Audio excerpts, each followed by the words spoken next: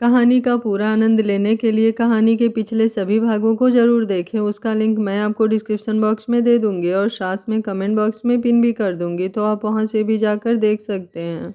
सानवी के घर आते ही दामोदर जी उस पर गुस्से से बिफरने लगे। सानवी सिसकते हुए बोली, पापा मेरी कोई गलती नहीं है, आप पहले पूरी बात तो शोभा इससे कह दो कि चुप हो जाए, वरना अच्छा नहीं होगा इसके लिए। एक शब्द भी नहीं सुनना मुझे उसके मुंह से। इतना कुछ होने के बाद भी कैसे जुबान चल रही है, और कोई ज़रूरत नहीं है कॉलेज जाने की, हो गई पढ़ाई लिखाई। अगर इसके ऐसे लक्षण रहे तो वो अपनी आंखें बंद करते हुए बोले, तू चुप रहना और अपने कमरे में जा। शोभा जी को इस वक्त कुछ सूझ नहीं रहा था, तो उन्होंने सानवी से कहा, पर माँ चुप, मैंने कहा ना, अभी कुछ भी नहीं बोलेगी तू अंदर जा बस। उन्होंने कहा तो वो वहाँ से अपने रूम में भाग आई और अंदर से लॉक कर लिया। वो बिस्तर पर बुक्स फेंक दरवाजे से ही पीठ लगाए ज़मीन में बैठ बिलख रही थी, ये सोच कर कि क्यों नहीं सुनी गई उसकी बात।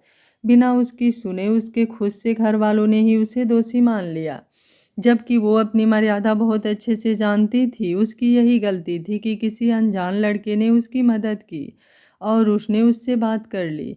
पर अनजान भी कहाँ था, वो उसका क्लासमेट था। आप दवा ले लीजिए जी और खुद को शांत रखिए, बीपी बढ़ जाएगा आपका। शोभा जी उन्हें पानी और दवा देती हुई बोली, शोभा मुझे नाज था अपनी बच्ची पर, मेरे बच्चे मेरा गुरूर है और लोग उनके बारे में कुछ भी बोले मुझे नहीं बर्दाश्त। उनके माथे पर शिकन के साथ साथ आंखें भी नम सी थी। वो गुस्सा तो दब चुका था, पर चिंता साफ झलक रही थी। आप कुछ मत सोचिए, हो सकता है कि जो उन्होंने देखा सच हो। बिट्टी बात कर रही होगी किसी से, पर मुझे भरोसा है अपनी परवरिश पर, वो हमारे खिलाफ जाकर कभी कुछ गलत नहीं करेगी। वो कितना सम्मान करती है, आप बहुत प्यार करती है अपने पापा से, आपसे। वो उन्हें समझाते हुए बोली। वो कुछ नहीं बोले, बस बेबसी से सिर झुका लिया और अपनी दवा ली। कोमल सानवी के पास गई थी, उसने पूरी बात जानी उससे, और चूंकि देर हो गई तो खाना बनाने लगी। मयंक घर आया तो उसे हाल में कोई नहीं दिखा। उसकी नज़र किचन के दरवाजे से होती हुई कोमल पर गई, जो अपनी साड़ू का पल्लू कमर में खोसे काम कर रही थी। उसने अपना बैग वहीं रखा और किचन में आया। कोमल, जिसका ध्यान बस आटा गूंथने में था, अपनी कोरी कमर पर ठंडे हाथों का स्पर्श महसूस होते ही वो चिहुक कर पलटी। उसके जस्ट पीछे ही मयंक खड़ा था। उसने एक हाथ फ्रिज से निकाली हुई वाटर बोतल पकड़ी थी। कोमल को समझते देर नहीं लगी कि ये उसकी ही शरारत है। उसकी पलकें झुक गई और चेहरा लाल हो उठा। आप आ गए, बस 5 मिनट वेट करिए, मैं चाय बनाती हूँ, वो खुद को संभालते हुए बोली। चाय नहीं चाहिए, तुम जल्दी से ये सब खत्म करके रूम में आओ, उसने मुस्कुराते हुए कहा तो वो उसे देखने लगी। मयंक जी, अभी और भी बहुत काम करना है, उसने संकोचवश कहा। आज घर का माहौल कैसा था वो जानती थी, और अभी मयंक को कुछ पता भी तो नहीं था। उसने नाराजगी से उससे नज़रें हटाई और बाहर निकल गया। कोमल के चेहरे पर छोटी सी मुस्कान आ गई। बहुत प्यारे हैं आप, सख्त दिखते हैं पर मन एकदम मोम का है, वो जरा सी बात पर पिघल जाता है और उतनी ही जल्दी रूठ भी जाते हैं। उम्मीद है कि कोई समझे या नहीं, आप अपनी बिट्टी पर भरोसा करेंगे, उसका साथ देंगे और माँ पापा को भी समझाएंगे कि वो बिट्टी को समझने की कोशिश करें। दूसरों की नज़रों का क्या है, वो क्या सोचते हैं क्या नहीं, उसे तो हम नहीं रोक सकते, पर अपनों पर भरोसा तो होना चाहिए ना। मयंक रूम में आया। वो कपड़े चेंज करते हुए बड़बड़ा रहा था, कोई वैल्यू ही नहीं है मैडम को। हस्बैंड इतनी देर बाद सुबह का गया, रात में वापस आता है काम से, पर इन्हें तो बस अपने किचन से ही मतलब है। मुझे जो टाइम नहीं देती, मेरे हिस्से का वो कभी नहीं सोचती। पर हाँ, उठने में कभी लेट हो जाए या मैं 2 मिनट रोक भी लूँ तो बस माँ गुस्सा करेंगी, माँ नाराज़ हो जाती हैं। बिट्टी बुलाई थी, इतने सारे नखरे। अभी तक मेरी नाराज़गी नहीं देखी मिसेस कोमल, मयंक रघुवंशी, वरना मुझे मनाना इतना आसान नहीं है। वो चेंज कर चुका था। अभी तक तो बिट्टी भी आ गई होगी और पापा भी। घर पर इतना खाली खाली क्यों लग रहा था, माँ भी नहीं दिखी। अचानक उसे ख्याल आया तो वहाँ से सीधे पापा के रूम में आया। वहीं शोभा जी भी बैठी थी। माँ पापा, आप दोनों इस वक्त रूम में, आई मीन सब ठीक है ना? बहुत शांत सा लग रहा है घर, और आप दोनों तो उसने बीच में ही अपनी बात छोड़ दी। बिट्टी, आज कॉलेज से आते हुए वो हमारे पड़ोसी शुक्ला जी और उनके दोस्त बात कर रहे थे तो तेरे पापा ने वही सब सुना तो परेशान है। शोभा जी ने शॉर्ट में सारी कहानी बता दी। बिट्टू कहाँ है? मयंक ने पूछा। इस वक्त उसका चेहरा सख्त था। मयंक बेटा देख, तेरे पापा पहले ही डांट चुके हैं उसे, अब तू गुस्सा मत करना उस पर, वो उसे गंभीर देखकर बोली। मयंक, दामोदर जी कुछ बोलने को हुए ही वो पहले ही बोल पड़ा। मैं आता हूँ, आप टेंशन मत लीजिए, मैं सब संभाल लूँगा। बिट्टी जो अभी अपने रूम से बाहर निकली ही थी, अपने सामने मयंक को देख उसके कदम एकदम से थम गया। घर में पापा से भी ज़्यादा तेज गुस्सा भाई का था, वो बहुत अच्छे से जानती थी। क्या हुआ था आज? मयंक ने सख्ती से पूछा। उसकी आवाज़ सुन कोमल भी वहाँ आ गई और साथ ही माँ पापा भी। बाबा भैया, सो सॉरी। मयंक को देख वो कांप सी गई थी। मयंक जी आप प्लीज़, बिट्टी से कोमल बोलने को हुई। मैं बात कर रहा हूँ ना, बहन है वो मेरी, इतना तो हक होगा ही। बिट्टी, मैं कुछ पूछ रहा हूँ, बता क्या हुआ था? भैया, वो आज कॉलेज से आते हुए मेरी स्कूटी खराब हो गई थी, रास्ते में स्टार्ट नहीं हो रही थी तो बंस मेरा क्लासमेट, उसने हेल्प करी मेरी बस। और सबको लगता है कि मैं उसकी आंखें भर आई थी। मयंक ने उसकी बात सुनी, फिर उसकी कलाई पकड़ ली। सब घबरा चुके थे और उसके आंसू थम नहीं रहे थे। भैया भाभी प्लीज़ बोलिए ना इन्हें कि मैं आइंदा से कुछ नहीं करूँगी। वो कोमल की तरफ देखते हुए रुआंसी होकर बोल रही थी। मयंक ने किसी की नहीं सुनी और उसका हाथ पकड़कर खींचते हुए घर से बाहर लाया। उसने एक बार चिल्लाकर सबको आवाज़ दी। सारे मोहल्ले के लोग उसकी आवाज़ सुन बाहर आ चुके थे। मयंक ने उसका हाथ छोड़ दिया और कुछ गुस्से से बोला, आप सभी मेरी एक बात कान खोलकर सुन लीजिए कि किसी भी लड़की के चरित्र पर सवाल उठाने से पहले ये भी सोच लीजिएगा कि उस पर क्या बीतेगी। क्या आपने जो देखा वो सच में वैसा कुछ था भी या नहीं? आपका तो काम है बस दूसरों के घर के बच्चों पर नज़र रखना, उनके ही माँ बाप की नज़रों में उन्हें गलत दिखाना। क्या कभी सोचा है अगर ऐसा ही आपके साथ हुआ तो? मिश्रा अंकल, आप तो मेरे पापा की उम्र के हैं ना, आपका बहुत सम्मान करता हूँ मैं। आपके ही घर से शुरू करते हैं अब। आपका बेटा जिसकी शादी होते ही आपसे अलग हो गया, आपको बेसहारा छोड़ दिया। उस टाइम मेरे पापा ने आपको संभाला, मैंने आपकी इतनी मदद की, सबके खिलाफ हुआ, और आज आप मेरे ही बहन के बारे में ऐसी बातें कर रहे हैं। मयंक रघुवंशी से भली भांति परिचित है ये मोहल्ला कि जितने शांत हैं उतने ही चंट भी। हमारे घर के खिलाफ एक लफ्ज़ भी किसी ने निकाला तो ज़रा भी बर्दाश्त नहीं करेंगे, सुना सबने, और ख़ासकर तब जब कोई गलत ना हो तो। हाँ, मेरी बहन ने किसी लड़के से बात कर ली, आपने देखा तो क्या उस वक्त ये कहानियाँ गढ़ने के बजाय आप उसके पास गए, ये पूछा कि बीच राह में वो क्या कर रही है, क्यों खड़ी है, उसे कोई समस्या थी? पर नहीं, ये क्यों करेंगे आप सब? आज आप मेरे घर की इज्जत पर सवाल उठा रहे हैं तो कल आपके एक साथ भी यही होता है तो क्यों बुरा लगता है, क्यों मुँह छुपाते हैं? वो गुस्से में बोले जा रहा था, किसी की हिम्मत नहीं हो रही थी कि कुछ कह सके। सब बस नज़रें नीचे किए हुए सुन रहे थे। मयंक बेटा, हमसे गलती हो गई, हमें माफ़ कर दो। मिश्रा अंकल ने उसके सामने हाथ जोड़ लिए। मयंक बोला, प्लीज़ अंकल ये सब बंद करिए आप, और अगर सच में पछतावा है तो मेरी बिट्टू जो हर वक्त बस हंसती खिलखिलाती है, आज इतना रो रही है, बात तक नहीं रख पा रही है, पापा ने उस पर इतना गुस्सा किया, बस आप सबकी वजह से। उससे माफ़ी मांगिए, पापा से बोलिए सॉरी, मुझसे नहीं। मयंक ने एक गहरी सांस भरी और खुद को शांत करने लगा। वो सब अब घर के अंदर आ चुके थे। सानवी रोते हुए उसके सीने से लग गई। भैया, मुझे लगा था कि आपको भी मैं गलत ही नज़र, वो सिसक रही थी। बिट्टी बस बच्चा रोते नहीं, मुझे पता है जबकि मेरी बच्ची गलत नहीं है तो कैसे साथ ना देता उसका। जहाँ तू सही है वहाँ हर वक्त तेरा भाई तेरे साथ खड़ा मिलेगा। पर हाँ, इसका ये मतलब नहीं कि तू गलत काम करे। हमेशा अपने परिवार का सोच कर ही कोई कदम उठाना, और जो सही है बस वही करना, समझी? मयंक ने प्यार से उसके बालों पर हाथ फेरते हुए कहा। गलती तो मेरी भी है ना, मैंने तेरी बात नहीं सुनी और तुझ पर हाथ भी उठा दिया, दामोदर जी पछतावे से बोले। तो सानवी ने इनकार में सिर हिलाया। नहीं पापा, आपकी कोई गलती नहीं है, आप ऐसा मत बोलिए प्लीज़, आपका पूरा हक बनता है मुझे डांटने का, सही गलत बताने का। वो झट से बोली। उन्होंने उसके सिर पर हाथ फेरा और उसे अपने सीने से लगा लिया।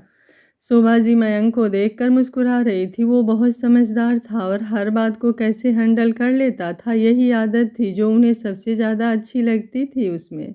कोमल के चेहरे से मुस्कान जा ही नहीं रही थी। उसे गर्व था अपने जीवन साथी पर।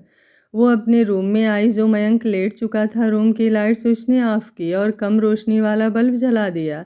उसे लगा कि मयंक सो चुका है क्योंकि वो करवट लिए लेटा था। वो बेड पर दूसरी तरफ आकर बैठी। आप सच में बहुत ही अच्छे हैं, बहुत ज़्यादा। आज आपने जैसे बिट्टी का साथ दिया, अपने परिवार के लिए खड़े हुए, ये सब दिल को छू गया। Thank you for being my life partner. वो उसकी तरफ झुकी और उसके माथे पर बिखरे बालों में हाथ फेरा।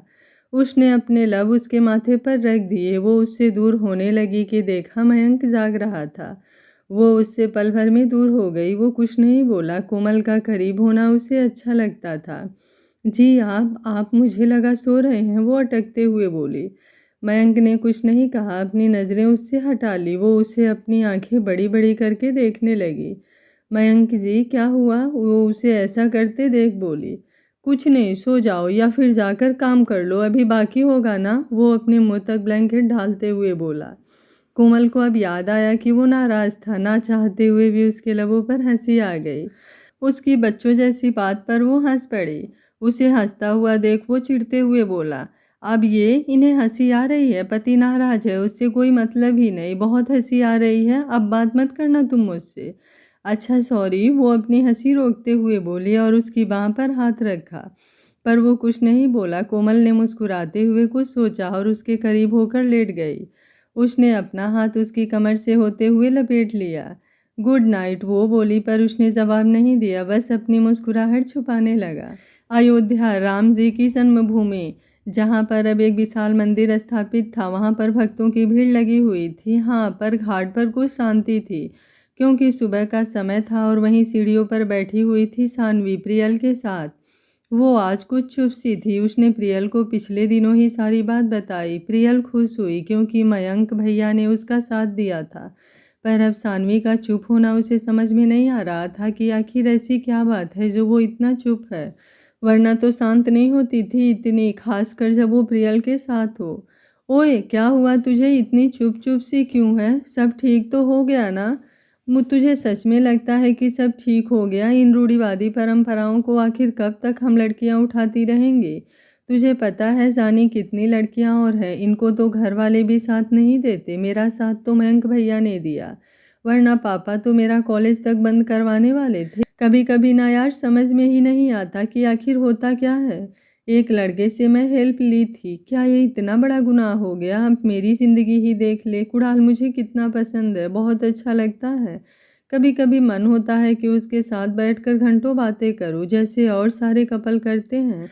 पर मेरी किस्मत कैसी है ये तो बस राम जी ही जानते हैं। ऐसा नहीं है कि कोई सपोर्ट नहीं करेगा। हो सकता है कि अगर मुझे कुणाल से प्यार हो तो भैया सपोर्ट करे। अब तो भाभी भी हैं जो हर वक्त मेरा अच्छा सोचती हैं और उनकी वजह से भैया भी साथ देते हैं। फिर मेरे पापा भी समझ जाते हैं। पर कभी कभी ना यार बहुत अजीब सी फीलिंग होती है।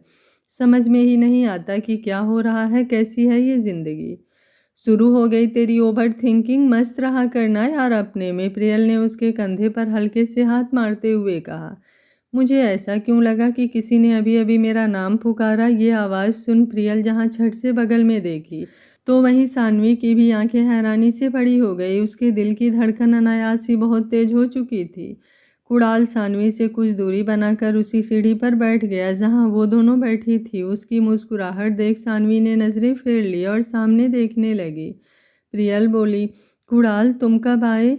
बस अभी कुछ देर पहले। तुम दोनों को देखा तो यहाँ आ गया, पर अब लग रहा है किसी को मेरा आना पसंद नहीं आया। उसका इशारा सानवी की तरफ था। ये सुन वो झट से बोली, नहीं ऐसी कोई बात नहीं है। इनफैक्ट तुम्हें इतने दिन बाद देखकर मुझे तो बहुत खुशी। बोलते हुए वो अचानक ही चुप हो गई थी क्योंकि प्रियल ने उसके हाथ को दबा दिया था। उसकी ये कुछ भी बोलने की आदत अक्सर जब वो सामने हो उसे ही एम्बैरेस फील कराती थी। उसने कुणाल की तरफ देखा तो वो अपने होठों को गोल किए मुस्कुरा रहा था। वो झेप गई और चुप हो गई। नाराज हो क्या मुझसे? ट्रिप से जब से हम आए हैं एक भी बार बात नहीं की तुमने। और सबसे तो कितना बोलती हो, कुणाल ने उसे देखते हुए ही सवाल किया। सानवी ने एक नज़र प्रियल को देखा। मैं आती हूँ, कर ले बात जो भी मन में है, वो धीमे से बोली। नहीं तू रुक, वो बोलने को हुई पर तब तक प्रियल उससे अपना हाथ छुड़ाकर हंसते हुए भाग गई थी। क्या हुआ, कोई बात है क्या, कुणाल ने दोबारा से पूछा। नहीं वो कुछ भी नहीं, बस थोड़ा अजीब सा लगता है ऐसे सबके सामने बात करने में, उसने आहिस्ता से कहा। तो कौन सा हम पर्सनल बातें शुरू करने वाले हैं, उसने सानवी को कुछ छेड़ते हुए कहा। सानवी ने एक घूरती हुई सी नज़र उस पर डाली। वो कब से खुद को शांत करे बैठी थी पर अब ये उसे छेड़ रहा था तो वो कहाँ चुप रह सकती थी। तुम्हारा ये कुछ ज़्यादा नहीं हो रहा, कौन सी पर्सनल बातें, वो कुछ चिढ़ती हुई सी बोली।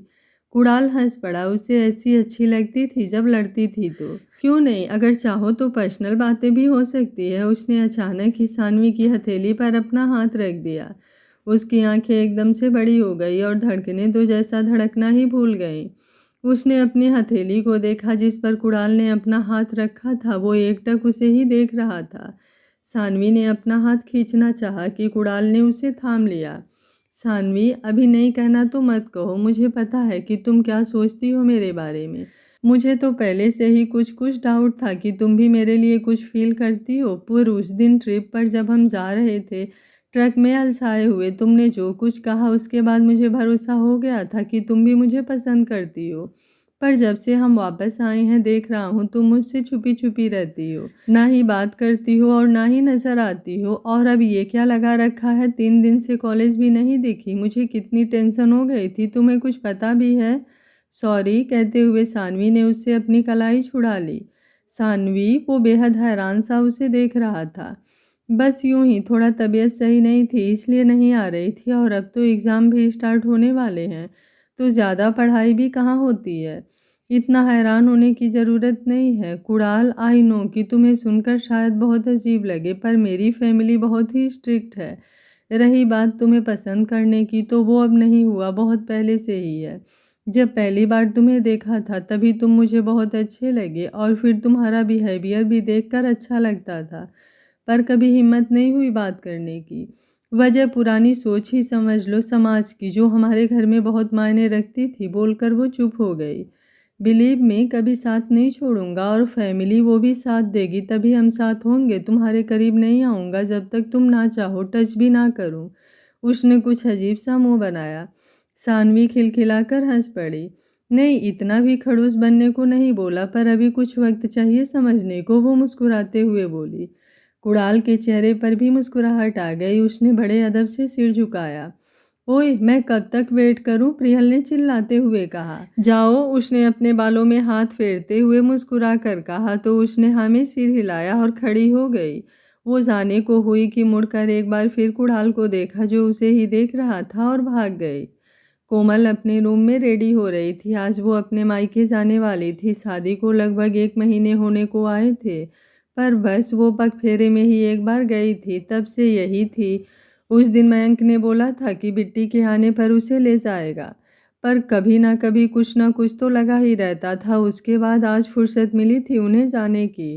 रेड कलर की साड़ी और उसी से matching blouse, dark red lipstick, मांग में सिंदूर और चूड़ियाँ। वो कब से आईने के सामने खड़ी खुद को संवार रही थी।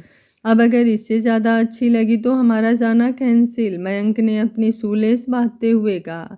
क्यों, वो हैरानी से उसकी तरफ पलटी। क्यों, उसके कहे शब्द को उसने दोहराया और उसे अपने पास आने का इशारा किया। उसके करीब ही आई थी कि मयंक उसे बेड पर बैठे शूज पहन रहा था। उसने कोमल को पकड़ एकाएक खींचा, वो उसकी गोद में आ गई। मयंक जी आप, वो बोलने को हुई उससे पहले कि मयंक ने एक हाथ उसके कोरी कमर पर कसते हुए अपने और करीब किया और उसका एक हाथ पकड़कर अपने सीने पर रख दिया। कोमल की आंखें बड़ी हो गई। मयंक का दिल कितना शोर कर रहा था, उसकी धड़कनों की रफ्तार महसूस कर कोमल के चेहरे पर शर्मीली सी मुस्कान आ चुकी थी। उसने मयंक को पलके उठाकर देखा जो उसे ही देख रहा था। देर हो जाएगी अगर अब आप दूर नहीं हुई तो, उसने नज़रें हटाते हुए कहा। आप ना बहुत शैतान हो चुके हैं, पहले खुद से करीब करते हैं और उसके बाद, वो मुंह बनाए बोली और उससे दूर होने लगी। मयंक ने हंसते हुए उसके कान के पास अपने होठों को ले जाकर फुसफुसाते हुए कहा। मैं बस तुम्हारे सवाल का जवाब दे रहा था, और रही बात दूर होने की, तो मुझे तो जितने पास होती हो, साथ होती हो, तभी अच्छा लगता है। पर फिर सोच लो, शायद आज हम जा भी ना पाएँ। अगर मैंने अपना कोमल ने उसे धक्का दे दिया और उससे दूर हो गई। मयंक अपने सिर के नीचे हाथ लगाए बिस्तर पर गिरा था। वो हंस रहा था, वहीं कोमल शर्म से पानी पानी हो गई थी उसकी बात सुनकर। भाभी भाभी बोलती हुई वो आ चुकी थी उनके रूम में। मयंक उसे देखते ही चुप हो गया, वहीं कोमल भी खुद को सामान्य करने लगी। कोमल बोली, क्या हुआ बिट्टी, कोई काम था? भैया के साथ शाम को वापस आ जाना, आपके बिना बिल्कुल भी अच्छा नहीं लगेगा। और मुझसे ज़्यादा तो कोई और है जो आपको मिस करने वाला है ना भाई? उसने मयंक को छेड़ा। तुझे बताता हूँ, मैं वैसे भी सोच रहा हूँ कि अब काफ़ी बड़ी हो गई है, कॉलेज का सेकंड लास्ट सेमेस्टर चल रहा है, तो कोई बंदर ढूंढ दूँ जो तुझे संभाल सके और हमारा पीछा छूटे। नो भैया प्लीज़, अभी मुझे शादी नहीं करनी। अभी इसका नाम भी मत लेना, वरना सब पीछे पड़ जाएंगे, पक्का प्रॉमिस, नहीं तंग करूँगी आपको। वो मयंक की बात सुनते ही मासूम सा चेहरा बनाकर बोली, बिट्टी वो तेरी टांग खिंचाई कर रहे हैं परेशान करने के लिए, ऐसा कुछ नहीं होगा अभी। कोमल ने मयंक को घूरते हुए कहा। आप बहुत बुरे हैं सच्ची, वो एक पिलो मयंक के ऊपर फेंकते हुए बोली और कोमल को हक कर लिया। बहुत प्यारी लग रही हो आप। आज रुको, आपकी और भाई की पिक लेती हूँ साथ में। उसने पॉकेट से अपना फ़ोन निकालते हुए कहा और दोनों की फ़ोटोज़ लेने लगी। कानपुर, एक लड़का जिसकी उम्र यही कोई 22-23 वर्ष रही होगी। हल्की बियर्ड, चेहरे पर गोरा रंग और उसका वो परफेक्ट बॉडी शेप। उसके ब्लैक शर्ट और डेनिम जींस पहनी थी। उसके हाथों में महंगी घड़ी थी। वो बालकनी में खड़ा डूबते सूरज को पलक झपकाए बिना देख रहा था। व्योम, तुमसे कहा था ना हमने कि आज की पूजा में तुम्हारा होना ज़रूरी है, फिर भी तुम टाइम से घर नहीं आए। क्या तुम्हें हमारी बातों से कोई फ़र्क नहीं पड़ता? अपनी माँ की भी नहीं सुननी होती है, कभी तो दूसरे के बारे में सोच लिया करो। तुम्हारे लिए कितना परेशान रहते हैं हम, और एक तुम हो जिसे कोई मतलब ही नहीं हमसे, अपने ही पिता के। मॉम जस्ट स्टॉप इट, आप जानती हैं जो बातें मैं नहीं सुनना चाहता, क्यों उन्हें ही मेरे सामने लाती हैं जिनसे मैं कोई वास्ता नहीं रखना चाहता। आप उन्हीं को हर बार बीच में ले आती हैं, क्यों? आपको लगता है आपकी बातों से मुझे कोई फ़र्क नहीं पड़ता, तो यही ठीक है। लेकिन आप भी मेरी बात सुन लीजिए, नहीं जाएंगे हम वहाँ, ना उनके लिए कुछ भी करेंगे जिनकी वजह से हमारी ज़िंदगी बर्बाद हुई, जिन्होंने हमें। उसने किसी तरह अपने गुस्से को कंट्रोल करने के लिए अपनी आंखें भींच ली, पल भर के लिए लंबी लंबी सांसें भरी। पानी पियो तुम और ये दवा लो। उसे इतना बेचैन देखते ही उन्होंने झट से एक टैबलेट उठाई और उसे थमा दी। आराम करो, काफ़ी भिजवाती हूँ तुम्हारे लिए। और खबरदार, जो उठा और काम में लगा मिला तो उन्होंने उसे सख्ती से चेतावनी दी। जस्ट रिलैक्स, ठीक हूँ मॉम अब मैं, बस उन बातों का जिक्र मत किया करिए जो हम दोनों को ही तकलीफ दे। उसने अपनी मॉम की हथेली थामते हुए कहा। उन्होंने सिर हिलाया और चली गईं। पता नहीं कोई बना भी होगा इस दुनिया में जो इसके गुस्से को कम कर सके, बिना किसी शर्त के इससे प्यार कर सके, इसके मन में बसी इस नफरत की परत को तोड़ सके। वो शिखाजी व्योम की माँ उसके रूम से निकलते हुए खुद से ही बोल रही थी। कॉलेज के एग्ज़ाम एंड हो चुके थे, आज लास्ट था। एग्ज़ाम के बाद सानवी लाइब्रेरी की तरफ बढ़ गई क्योंकि उसे कुछ बुक्स लेनी थी। प्रियल को भूख लगी थी तो वो कैंटीन गई थी, इसलिए वो अकेली ही लाइब्रेरी आई। लाइब्रेरी के डोर पर ही उसके कदम थम गए। चूँकि एग्जाम्स चल रहे थे तो आज लाइब्रेरी एकदम खाली थी। बुक शेल्फ्स के पीछे उसे एक परछाई सी दिखी, दो लोगों की। वो आहिस्ता आहिस्ता अपने कदमों को उस तरफ बढ़ाई तो उसने जो देखा उसकी आंखों पर यकीन ही नहीं हुआ। कुणाल, उनकी ही बैचमेट श्रुति के चेहरे पर झुका था। ये सब देखते ही सानवी को एक धक्का सा लगा। उसका हाथ लगने से बुक्स गिर गई तो वो दोनों आवाज़ सुन एक झटके में दूर हो गए। कुणाल सानवी को देख कुछ चौंका सा था। उसके कुछ कहने से पहले ही सानवी, जिसकी आंखों में आंसू भर आए थे, वो बोल पड़ी, कैरी ऑन। सानवी, जैसा तुम सोच रही हो वैसा कुछ। कुणाल अपनी सफाई देने की कोशिश करता हुआ बोलने को हुआ, पर वो एक मिनट भी वहाँ न रुक सकी और अपने आंसू साफ करती हुई बाहर निकल गई। कुणाल उसके पीछे भागा था। उसने दौड़ते हुए उसकी कलाई पकड़नी चाही कि सानवी ने उसका हाथ झिटक दिया। सानवी, एक बार के लिए मेरी बात तो सुन लो, फिर जो सोचना है जो करना है वो करो। मुझे कुछ भी नहीं सुनना, तुम जाओ, जो काम कर रहे थे वो करो। कुणाल ने उसे दोनों कंधों से पकड़ते हुए करीब खींचा। वो कुछ बोलने को हुई उससे पहले ही उसने आंख दिखाई। जो तुम सोच रही हो वो बिल्कुल भी नहीं था। मैं लाइब्रेरी जब गया तो श्रुति पहले से वहाँ थी। उसकी आंख में कुछ पड़ गया था तो बस मैं वही निकालने की कोशिश कर रहा था। उसकी हेल्प कर रहा था मैं। और तुमने इतना घटिया सोचा मेरे बारे में। उसने अब सानवी को छोड़ दिया। सॉरी, वो अपनी नज़रें झुकाए हुए बोली। सानवी, भरोसा नहीं है ना मुझ पर? कुणाल ने उसकी आंखों में झांकते हुए सवाल किया। सानवी उसे देखने लगी। उसे समझ नहीं आ रहा था कि क्या जवाब दे। वो कुणाल को पसंद करती थी, ये एक सच था, पर उसे जानती कितना थी? दिमाग ने तो जो देखा वही मान रहा था, पर दिल उसकी ही वकालत कर रहा था कि कुणाल गलत नहीं हो सकता। वो भी तो उससे प्यार करता था, तो उसे धोखा क्यों देगा वो? देखा, वो नज़रों का वहम भी तो हो सकता है। तुम सच में, वो श्रुति, वो सही नहीं है। मुझे नहीं अच्छा लगता तुम्हारे आसपास उसका होना। और अभी इतने क्लोज, वो अटकते हुए बोल रही थी। बिलीव मी, कुणाल ने प्यार से कहा। उसने हाँ में सिर हिलाया। मुझे घर निकलना होगा, बहुत लेट हो गया वैसे भी। सानवी ने टाइम देखते हुए कहा। पहुंचकर मैसेज करना। चलो, पार्किंग तक तो मैं चल ही रहा हूँ, वो बोला और उसके साथ बात करते हुए आगे बढ़ने लगा। सानवी, वेट, तुम्हारे लिए कुछ है मेरे पास। 1 मिनट, अपनी आंखें बंद करो। उसने अपने पॉकेट से कुछ निकाला। दिखाओ मुझे, वो खुश होकर बोली। ऐसे नहीं, पहले आंखें बंद करो। कुणाल फिर से बोला तो वो उसकी बात मानते हुए अपनी आंखें बंद कर ली। कुणाल ने जब उसकी गर्दन को स्पर्श किया, उसकी हथेली जैसे ही टच हुई, सानवी ने झट से आंखें खोल दी। उसके गले में एक चैन पड़ी थी, उसमें एक लॉकेट था जिस पर हार्ट बना हुआ था। कुणाल, ये तो बहुत एक्सपेंसिव है, मैं इसे कैसे ले सकती हूँ? वो हिचकते हुए बोली। क्यों नहीं ले सकती? मेरी तरफ से तुम्हारे लिए पहला तोहफा है, उसने मुस्कुराते हुए कहा। पर वो कुछ बोलने को हुई, लेकिन कुणाल के सामने उसकी एक नहीं चली तो उसने रख लिया। घर आते ही उसने उस लॉकेट को निकाल कर कबर्ड में रख दिया, क्योंकि अगर कोई सवाल करता तो क्या जवाब देती वो कि किसने गिफ्ट दिया और क्यों? उसका बर्थडे भी तो आया भी नहीं था कि बर्थडे गिफ्ट होता। क्योंकि कोमल घर पर नहीं थी तो सारा काम बिट्टी को अकेले ही करना था। उसने देखा कि शोभा जी सब्जियां काट रही हैं तो वो जाकर उनकी हेल्प करने लगी। भाभी के बिना ये घर भी कितना सूना लग रहा है ना, उसने शोभा जी से कहा। ये बात तो तेरी बिल्कुल सही है। जब से वो गई है घर एकदम खाली खाली सा हो गया है। जब तक थी एक काम भी नहीं करने देती थी और दिन भर इधर उधर करती रहती थी। तू भी कॉलेज चली जाती है तो मैं एकदम अकेली हो जाती हूँ। ना मयंक रहता है ना तेरे पापा, और अब तो बहू भी नहीं है। उन्होंने अपना दुखड़ा सुनाया। सानवी बोली, टेंशन मत लीजिए, अब तो 1 हफ्ते की छुट्टियां हैं मेरी, उसके बाद ही अगला सेमेस्टर स्टार्ट हो गया तो घर पर ही रहने वाली हूँ आपके साथ। तब तक भाभी भी आ जाएंगी। शोभा जी बोली, ये तो बहुत अच्छी बात है। वो खुश होती हुई बोली, क्योंकि दिन भर अकेले घर पर वो बोर हो जाती थी।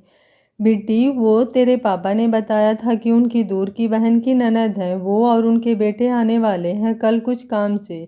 तो ऊपर वाला कमरा साफ करा देना बेटा, कुछ दिन यहीं रुकेंगे। क्यों? उसने बुरा सा मुंह बनाया।